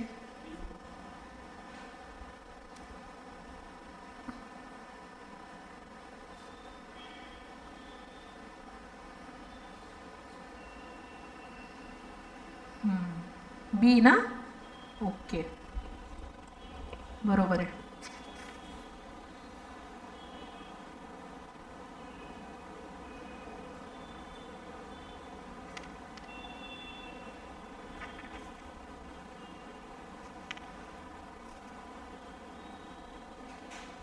nineteenth.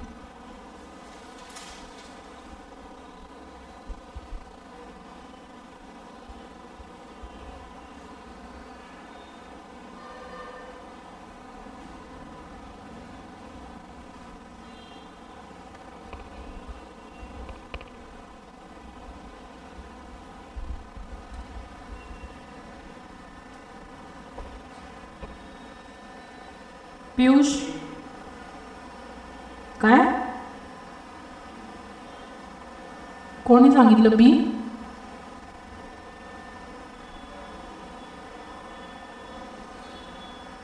बी बोलला तू काय?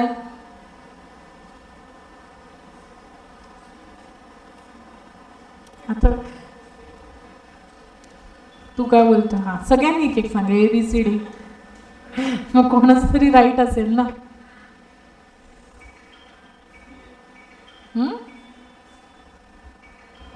Same mind. अरे तो वर्ड बघा ना, consensus ad idem, same thing in same sense. इतका इझी होता तो. काय आहे, काय अभ्यास करता तुम्ही?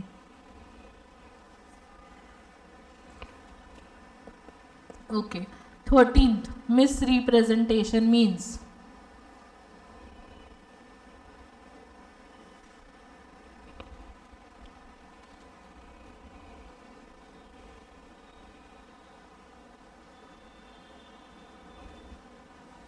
Shaila, you can also give the answers. Hello, आवाज येतोय? हां, 13चा आन्सर सांग मला.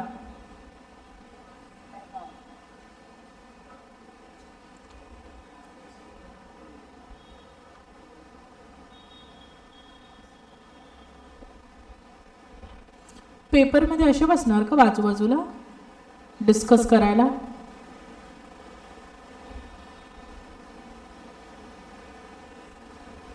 हां, सगळे आन्सर सी नसतात. सगळ्या याच्यामध्ये जाऊन सी नाही येऊ शकत. नाही, रॉंग आहे. सी रॉंग आहे.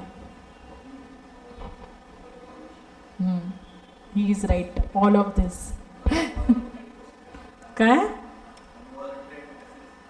अनवॉरंटेड assertion, any breach of duty without an intention to deceive, an innocent mistake. हे सगळे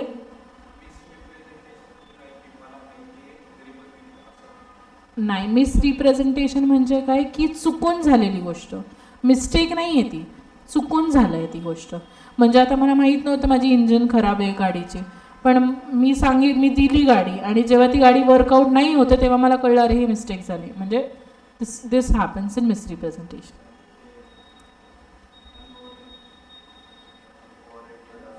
तेच आता हे जे आपण म्हटलं ना, इंजिनवालं एक्झाम्पल जे घेतलं ते आपल्याला माहीत नव्हतं. We don't know about it, so that is misrepresentation. ठीक आहे. ओके. देन हे मला काशीनाथ सांगेल 12th वाला.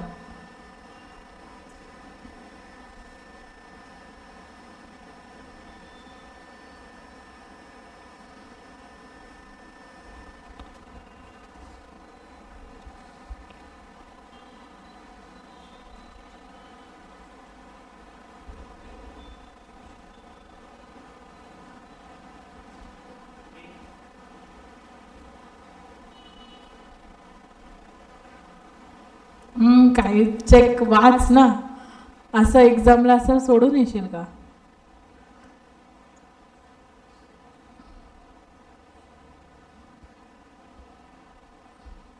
तुम्हाला माहिती एक वर्ड चेंज केला ना तर तुम्ही पूर्ण रॉंग करून टाकताय. कळलं का तुम्हाला? आता जर तिकडे लिहिले असतं factors which state about free consent, तुम्ही आन्सर काय दिलं असतं? फक्त तिथे विशिएटिंग कॉन्ट्रॅक्ट आलं म्हणून तुम्ही आन्सर वेगवेगळे शोधायला लागले. कळतंय का तुम्हाला? विशिएटिंग कन्सेंटचं पण आन्सर ऑल ऑफ दिसच आहे.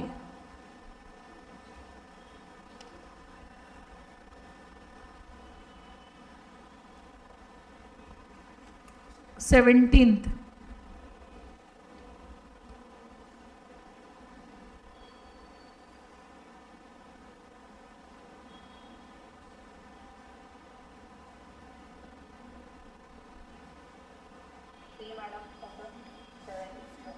Yes, correct.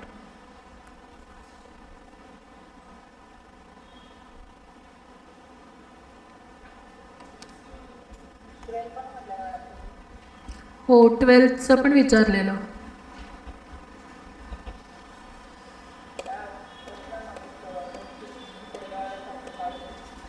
विशिएटिंग हा जो वर्ड आहे ना तो काय म्हणतोय की जो स्पॉइल करतो कन्सेंटला. ठीक आहे. सो त्यांनी फ्री कन्सेंटच्या ऐवजी त्याला विशिएटिंग कन्सेंट टाकलं. विशिएटिंग म्हणजे काय स्पॉइल करतोय. सो कुठला स्पॉइल करतोय सगळेच. मिस्टी प्रेझेंटेशन असो, मिस्टेक असो, कोअर्शन, एनिथिंग. सो म्हणून all of this is the answer for 12th. Okay. 21.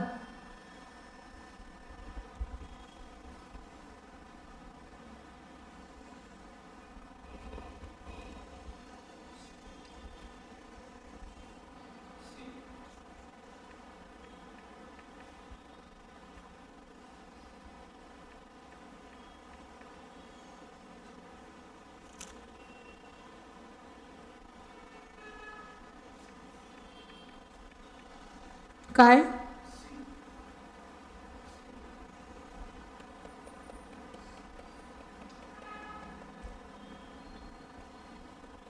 Mistake of Indian law. मी 21 बोलली ना. The validity of contract is not affected by mistake of Indian law.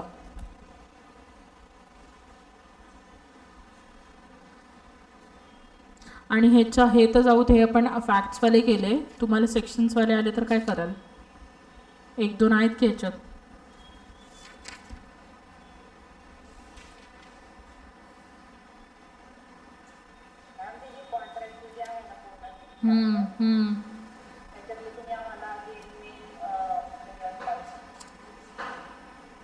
MCQs ना.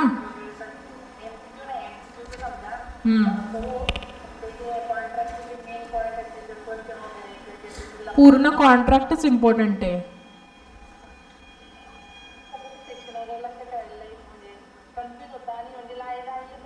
हां, section मी तुम्हाला पहिल्यापासून तेच सांगते. सेक्शन आहे ना तुम्ही म्हणजे सगळ्यात एंडला ठेवा ते डोक्यात की सेक्शन ठेवायचं डोक्यात. सेक्शन्सवर पूर्ण पेपर तर येणार नाही. ठीक आहे.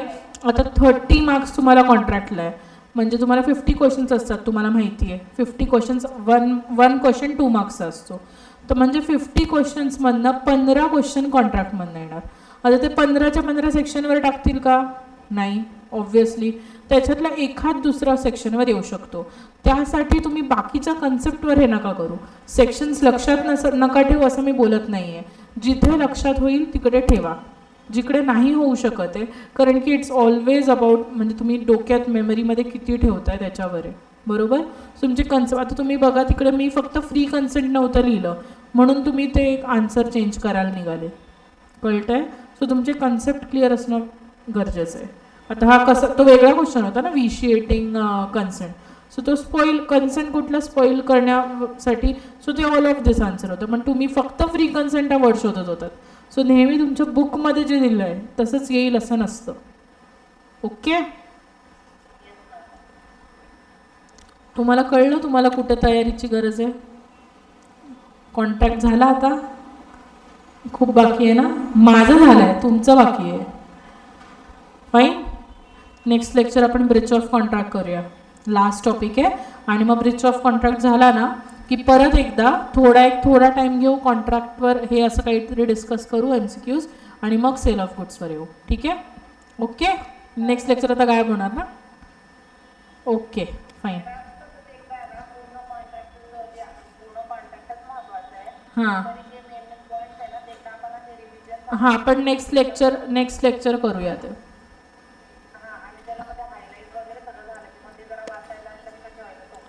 Okay fine. चलो येस बाय.